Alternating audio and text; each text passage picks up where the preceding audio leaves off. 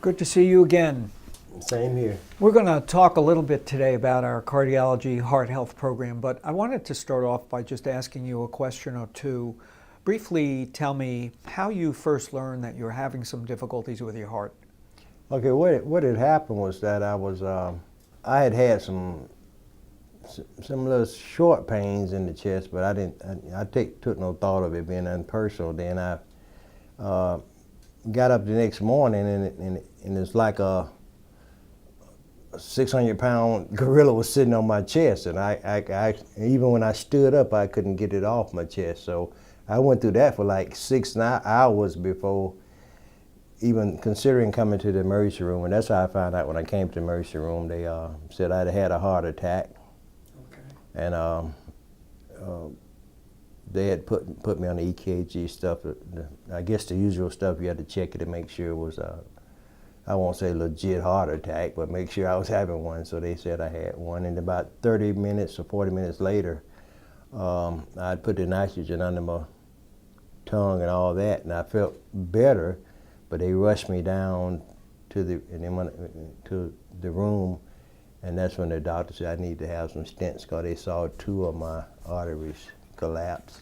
Did they talk with you about possible factors playing a role in how your heart disease developed? Yeah, they had said it was kind of like a little after the fact. It was really after I had the second heart attack, because I had the second heart attack the next day. Mm-hmm. And that's when they came in there, and they had looked at the x-rays and I guess looked at certain films or whatever they took, and they said that it had been a build-up of cholesterol, and then he brought up the smoking, and then they said that they wanted to do some more tests because they wanted to see how the smoking was interfering with the diabetes. So is that how you first became interested in quitting smoking? Yeah, pretty much so. I mean, through life, it's not healthy for you, but I didn't take it seriously until that incident happened. Right. So would it be okay with you if we talked a little bit about our programs and how we could help you learn to quit smoking and stay quit? Oh yeah, most definitely. I'm interested in those type of programs anyway, so I would like to know about it as well, because I mean, you need a backup. I mean, we're not as strong as we think we are when it comes to habitual things. Right, and one of the things we know about smoking is it tends to, for some people, it's a relapse situation. So we like to have an opportunity to work with our veterans, not only to help them quit, but to help them stay quit. Yeah. And so what I'd like to do is talk a little bit about some of the risk factors that play a role in heart disease and how smoking fits into that picture. And then we'll talk about our program and different things that you might be able to do by enrolling in the program or learning more about the program. Oh, okay, yeah. So if we start off talking a little bit about heart health, and it sounds like you're already somewhat sophisticated about the heart, having been through some procedures. Yeah. You know that the heart is made up of a lot of different arteries and vessels in there. And those vessels can become occluded or blocked for a variety of different reasons. As you mentioned, cholesterol, which is tied in with diet and also tied in with genetics, plays a role. And of course, our age plays a role. As we get older, we tend to develop more risk factors, and occlusion can occur from a variety of different kind of impacts on our system.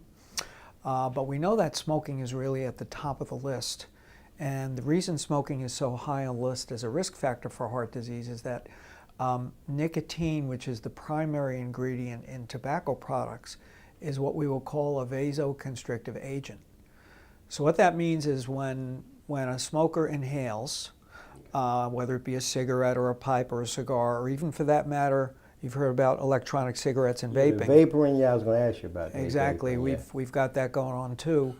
And the nicotine from those products, once it hits your system within seconds, it causes the vessels to become constricted or more narrow. And I guess the best analogy I can give you for that would be, say, a water hose for your lawn.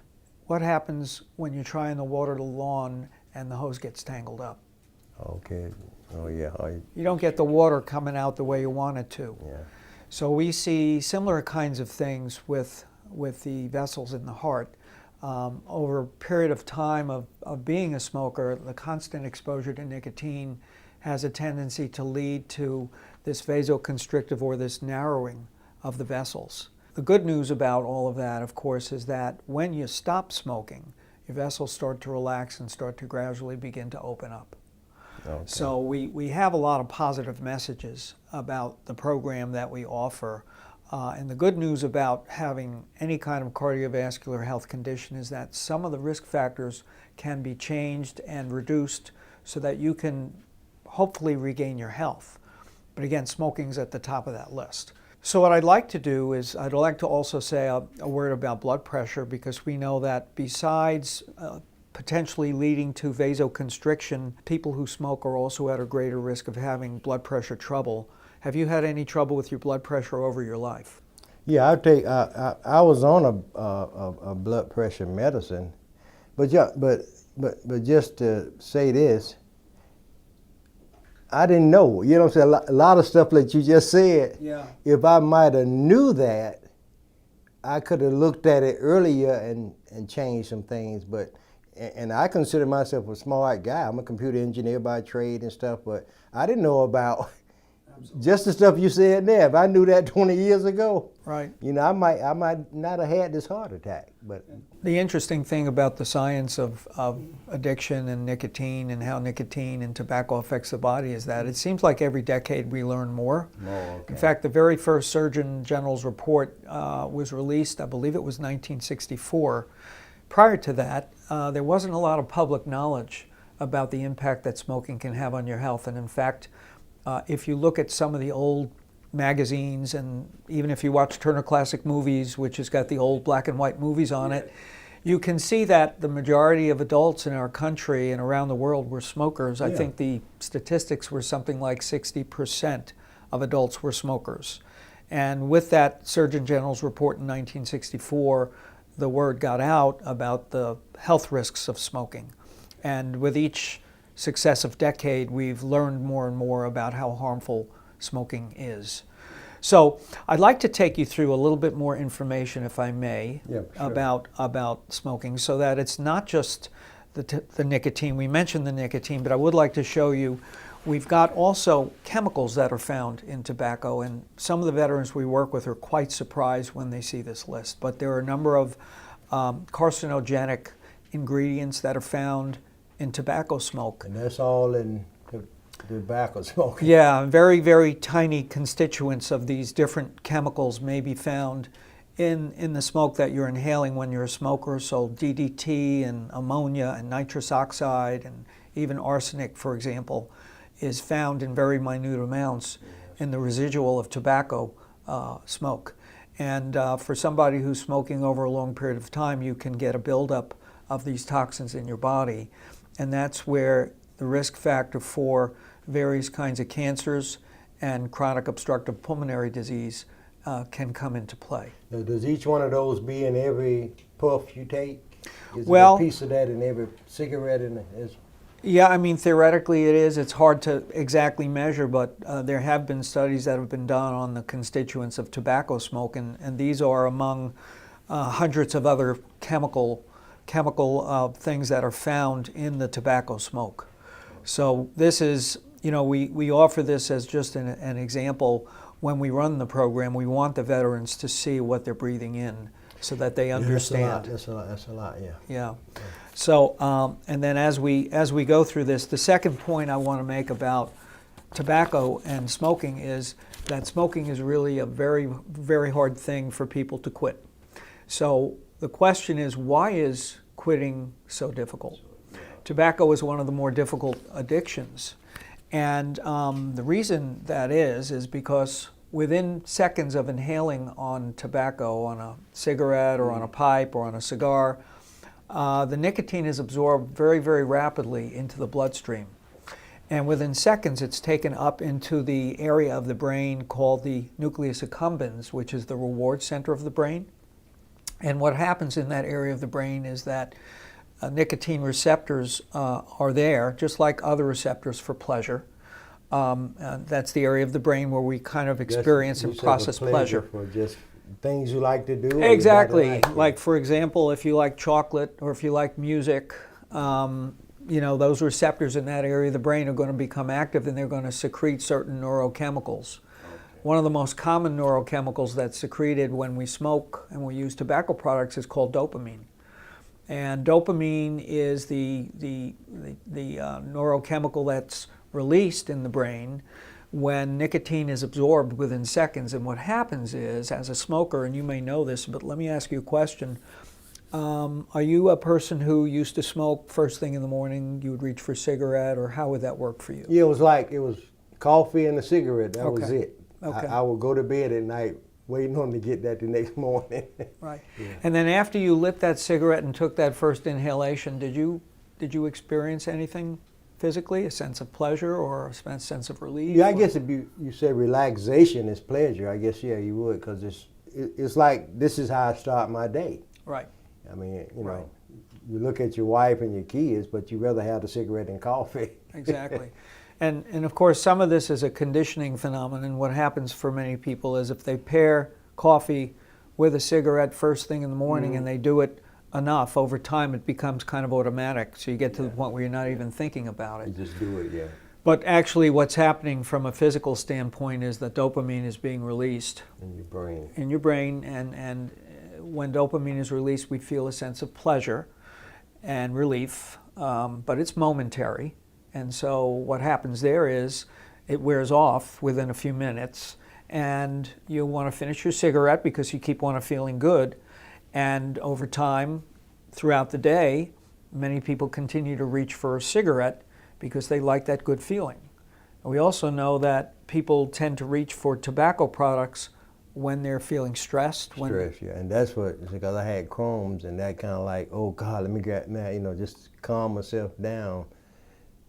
But sometimes it works, so I was confused whether it was a mental thing or was it a physical thing. Because not that I'm a big, mental person, but you really know you should stop smoking. Right.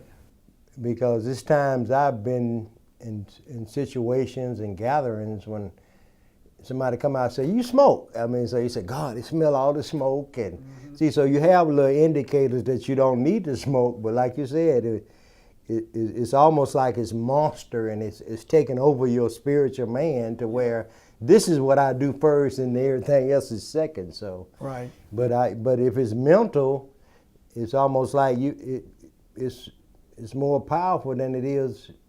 How many people sit here and say, oh, this is happening to my brain, the dopamine, whatever you say. Yeah. Because that's a battle you can't see. The average man can fight something he see, but if you don't see it, it's hard to fight that kind of battle. So what do we do? And that's why we like to take the time to explain to people what's going on, showing them the chemicals, showing them the process of why quitting is so hard and what's actually going on in the brain. And what we find is that when veterans understand this, it makes a lot more sense to them and it helps with their motivation, because most people say, I didn't realize those chemicals were in my cigarettes. I don't want to breathe that in anymore. So taking the time to explain it. But getting back to your point of mental and physical, you make a good point there. The thing that's so challenging about nicotine addiction and tobacco use is that it does have a strong physical element to it, but it also has a mental element. As you can see, as we've talked about this, so and you said when you were feeling stressed, sometimes you would reach for a cigarette. And what would happen after you lit the cigarette and inhaled on it? Did you feel a sense of relief? It calmed you down, exactly. It's like you got your best friend and you just told him your problems and it's all right until the next moment. Right. And that's power. Right. And a lot of that is physical, what's going on in the body again. And so what we like to do in the classes that we offer is that we help veterans understand this, and then we also teach them alternative ways of achieving the same sense of peace. In other words, there are other ways to get to the point where you can relax besides reaching for a cigarette or reaching for some kind of a recreational drug. And this is why it's so important to learn the skills. We do have different options medication options to help with the nicotine replacement to help with nicotine withdrawal. I think part of what happens is over time, people begin to reach for tobacco products not only for the pleasure, but also to ward off the withdrawal that they start to experience after they've been smoking for a long period of time. So it becomes a combination of not only reaching for something to help me when I'm stressed, not only reaching for something to help me feel good, but sometimes reaching for something to take away the sensation of feeling withdrawal and like I need one now. Is that what the vapor was? Is that? Well, the vaping is the electronic cigarette, and I can say a little bit about that. That is kind of a new entry into the market. And we're concerned about vaping because most vaping products contain nicotine and other chemicals. Oh, they got nicotine in them. Yeah. Oh, okay. I think the most positive thing about vaping is that you don't get secondhand smoke. So with the electronic cigarette, if you're sitting in a room with somebody else and you're using the e-cigarette, there's not going to be any cigarette smoke in the environment. Yeah, okay. But most of the chemicals and the nicotine is going into the vapor's body, just like when you're a cigarette smoker. And the FDA is currently studying the effects of vaping and the electronic cigarette. But we already know that there are some health concerns regarding it. So what we like to advocate here in healthcare settings is to try and get away from tobacco and nicotine products altogether. Because nicotine dependence can be a high risk for relapse over time.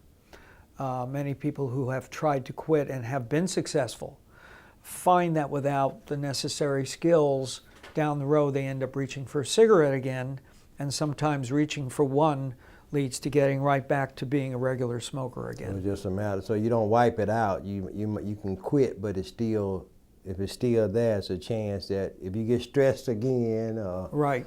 Whatever. Okay. Yeah, and this is why we like to emphasize the importance of the skills.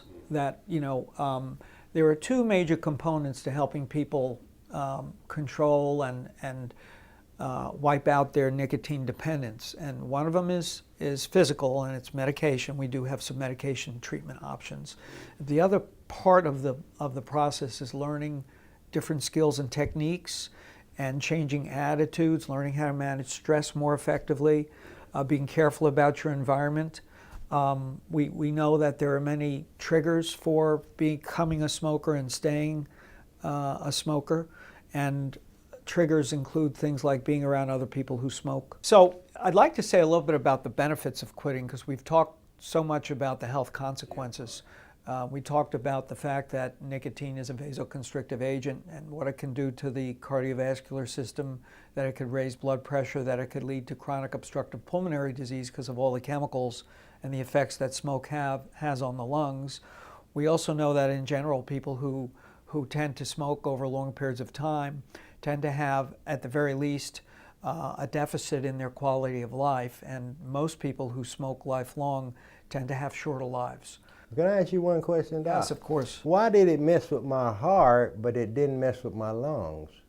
They said my lungs are fine, so I would have thought the cigarettes would. Well, that's a great question that I'm not sure I have the answer to. I think my guess would be that we are all put together in such a way that we have different genetic components. Yeah. And some people develop certain conditions while other people develop other conditions.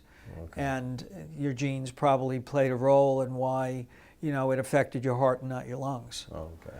But we do know that certain people can lose their good lung health over time by being smokers. And I've heard of that a lot. Yeah, you've probably seen some of our veterans who are using oxygen tanks. And those are usually folks who have been lifelong smokers and developed COPD, which affects the ability to breathe. So there are many, many different consequences. And as I was saying, we're getting back to the health consequences of tobacco use and smoking with respect to the heart. I did want to show you something that is a very positive thing. And here's the great message. As you can see over time, once you quit and you remain a non-smoker, there's lots of benefits that accrue over time. Within just a couple of weeks, circulation improves and walking becomes easier. Lung functioning increases up to about 30% within the first year. And coughing, fatigue, and shortness of breath start to decrease within the first year. Now, the excess risk of coronary heart disease decreases to about half that of a continuing smoker at the 1-year point of having quit. So what we're seeing that is 50% of the problem that you've maybe built up over many, many years of being a smoker kind of goes away. It changes. Once you become a non-smoker and stay a non-smoker for a year. At the 5-year point, the risk of stroke, which is a cerebral vascular accident, it's kind of like a heart attack, only it interferes with the vessels in the brain. And a stroke is a very serious thing, but the risk of stroke is reduced to that of people who have never smoked after 5 years of becoming abstinent. And as you see, at the 15-year mark, the risk of coronary heart disease is similar to that of people who have never smoked. So what I like to tell our veterans and our patients who enter the program is there are a lot of things that we can do to regain health. Put you back to where you were. Exactly, and quitting smoking is really on the top of the list. Now, for those veterans who we invite all the veterans to come into our program on a walk-in basis. So it's no longer a requirement that a consult be sent by a provider, but rather we have a walk-in process where you can walk in every Wednesday at 10 o'clock down in the Veterans Learning Center and just enroll on the spot, and we get you started. And then if you decide you need some form of a quit smoking medication, we have those options for you as well. But we teach you about how to make changes and how to adjust attitudes and develop coping skills so that once you quit, you can stay quit. And this is an example of some of the things that we suggest. And we go over all these different quitting tips and guidelines within the program. And I'm going to give you a copy of this when we finish up today. I just wanted to let you know that that was available. Another very nice option that we have is the new Quit Smoking Vet app. You'll also get a card about this, and the Quit Smoking Vet app is a great little handy tool. You can download by texting the word VET to extension 47848 from your mobile phone, or you could also visit www.smokefree.gov/vet. And what'll happen is you'll be able to download the Quit Smoking app. And once you have that app on your cell phone, you'll be getting messages throughout the day that will help you. Oh, you'll give you some incentive. Exactly. Teach you about little things that you can do as you're going through your day and as you're going through your week. That will be very, very helpful to you. Apart from being here at the hospital, we know that many veterans can't be here on a regular basis, and so this is a nice tool for folks to be working on in between their visits at the hospital. Yeah, that's we great. also have a telephone quit line, which any veteran can call any day, and it's 1-855-QUIT-VET, and they can call and get some guidance and information over the telephone from the comfort of their home. So that's a very nice additional component that we can offer. And the last thing I want to talk about is a little bit about the quit smoking medications that we offer. You may have heard about nicotine replacement, which is the nicotine patch. Yeah, I heard of that, yeah. And the nicotine lozenge, and then the nicotine gum. Have you ever tried any of those options? Yeah, they gave me a nicotine patch here probably about 10 to 12 years ago. I looked at it for about maybe 5 minutes, put it on, and took it right back off. Okay. Because I didn't have, it didn't. You weren't sure about the purpose, or? Yeah, I mean, and just let me say this real quick. One of the things, this app thing worked because they gave me a iPhone with an app on it when I left after my heart attacks. Yeah. And it actually kept me involved. I had a little watch telling me, you need to get up and walk. Yep. You need to, your heart rate is this. Exactly. How many steps? See, so this app stuff, I know it's computerized and I'm old and I'm a dinosaur, but it's kind of nice to be involved in the new world. Absolutely. But it works because it keeps you, I think I was telling you once when we talked was that one of the things that helped me a lot mentally with the heart attacks was that I felt somebody cared because of, because they did do that. See, so that app is it works. I didn't think it did at first because I'm from old school when it comes to computers and stuff, but it works. Yeah, and it's very helpful, and certainly we've had many veterans report that it has helped them in between coming into the hospital for their various visits. But getting back to the nicotine medications, we have the nicotine replacement medications. You had said that you had tried the patch and you took it right off. Yeah, I wore it for about 2 or 3 hours and took it off. Was it uncomfortable for you, or what exactly? Yeah, it was kind of, because it's something new, and you don't really, and then like I said, when you stress out, you stress out. So you say, I try the patch again tomorrow. So one of the things that we like to do in the class is to explain to veterans how the nicotine replacement options work. And if we start with talking about the nicotine gum or the lozenge, the idea of those two options is to have something that you can reach for in place of a cigarette to give you nicotine without giving you smoke and chemicals. And remember how we talked about smoke being bad because it's inflammatory, and all the chemicals that are found in the smoke that end up in your body when you're a regular smoker. And I've had many veterans say to me, well, why are you giving me nicotine again if nicotine is so bad for me? And that's a very good question, and the whole idea behind nicotine replacement is to give you just enough to keep the pleasure centers in the brain feeling at a good, comfortable level, releasing some dopamine so that you feel okay, but that over time you reduce the use so that you wean yourself away. But again, with the use of nicotine gum and nicotine lozenge, you are not getting cigarette smoke or tobacco smoke, and you're not getting all those chemicals that we looked at on the list. The only thing you're getting is pure nicotine, which is kind of what your body has been craving because of the dependence on tobacco products. Okay, yeah. And then over time you wean yourself, gradually go down on that. Now the nicotine patch is a slightly different approach. The nicotine patch doesn't give you an as-needed boost at the moment. It's something that you put on. It looks like a big Band-Aid, as you remember. And you put it on your arm or your shoulder or your hip or your back, and you would wear it for 24 hours. And nicotine is transdermally transmitted into your bloodstream through your skin. So once the nicotine gets into your skin and starts circulating, and that takes about an hour or two, most people feel that their craving for smoking and for tobacco goes down because they've got the nicotine circulating kind of in their blood over a 24-hour period when the patch is on. And we do have some patients who are really heavy dependent smokers that sometimes we start them off with the nicotine gum or the lozenge. And by the way, the lozenge is used for folks who can't chew and have dentures.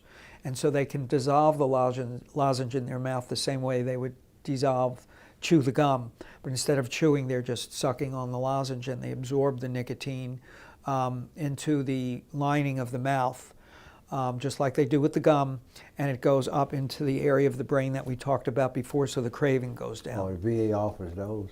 The VA offers those as a prescription option, and then we can also offer the patch for heavier smokers who are having more trouble with dependence. And in some cases, the combination of using a patch, say with a lozenge or with the gum for a breakthrough craving.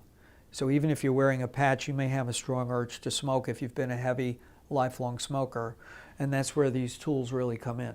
But do you do the patch, can you do the patch and the gum or the lozenge at the same time?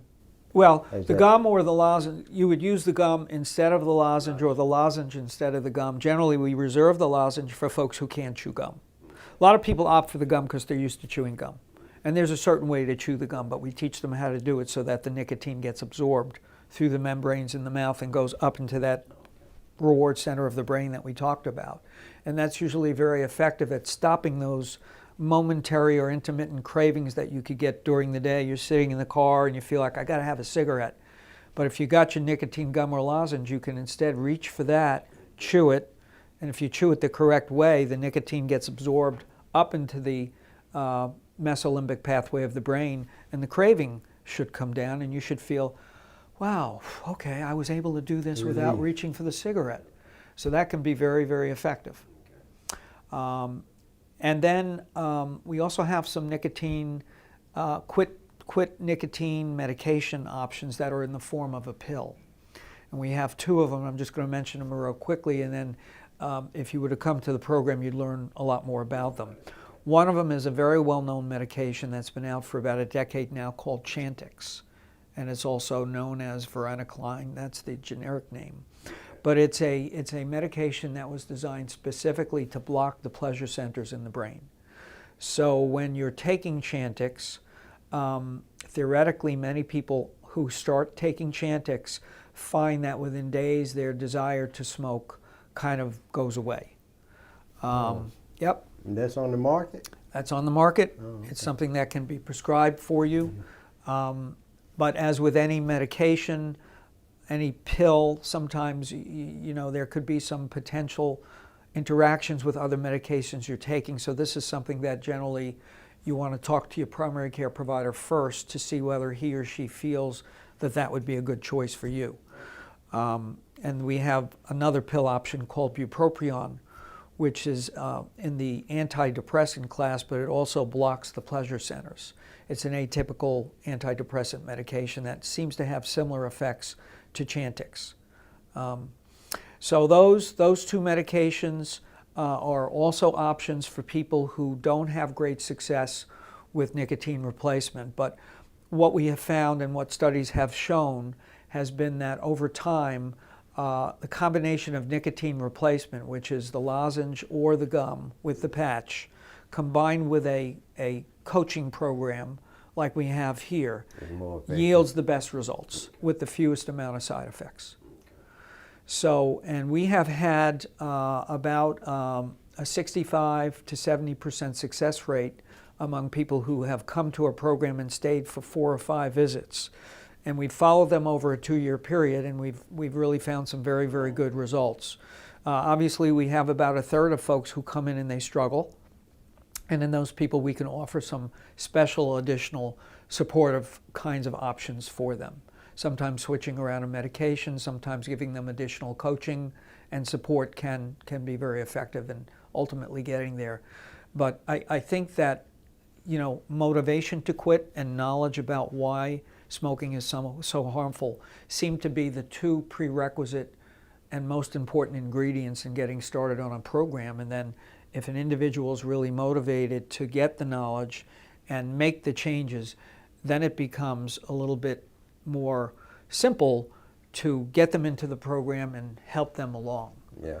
So again, we see 3 key ingredients: motivation to quit, combined with the combination of a class where we teach you skills and coping techniques and so forth, and the option to use some form of a medication. Yeah, So knowing your enemy. Genghis Khan said, know your enemy, you conquer your enemy. Exactly, exactly. Now I'm going to give you a handout as well on heart disease and tobacco use, and this is something. Do you have to just do you just go and sign up for this?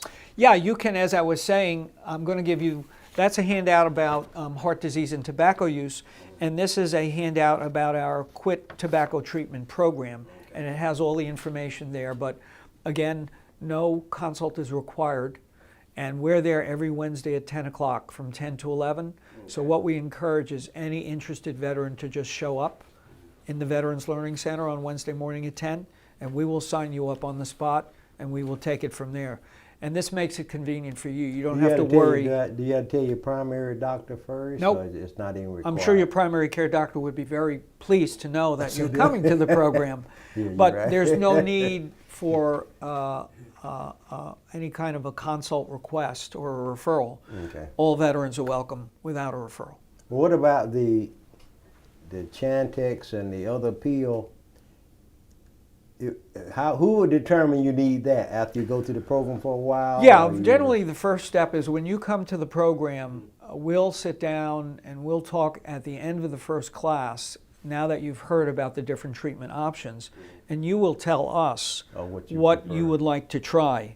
And then we'll put the notes in your records, and we'll get your primary care provider on board, and most of the time they totally agree with that. And then the next step is get your medication dispensed. And then as you continue to come to the classes, we'll keep an eye out on how you're doing, answer questions, problem solve for you. Sometimes there needs to be an adjustment in the strength of the lozenge or the gum or the patch, and we can make adjustments, and we can put notes in every week about how you're doing until we get this thing fine-tuned to the point where you're ultimately very successful. Okay, well, save 2 seats, because my brother, he's a veteran. He's older than I am, so he's been smoking longer than I have. He needs to come. Yeah, well, we'd be happy to have him. Yeah. All right. Any further questions I can answer? No, I just come to the class and find out everything I need to know. I'll get on my app. Yeah, absolutely. Well, it's been a pleasure talking to Thank you. you. Thank you for coming in I today. appreciate it, too.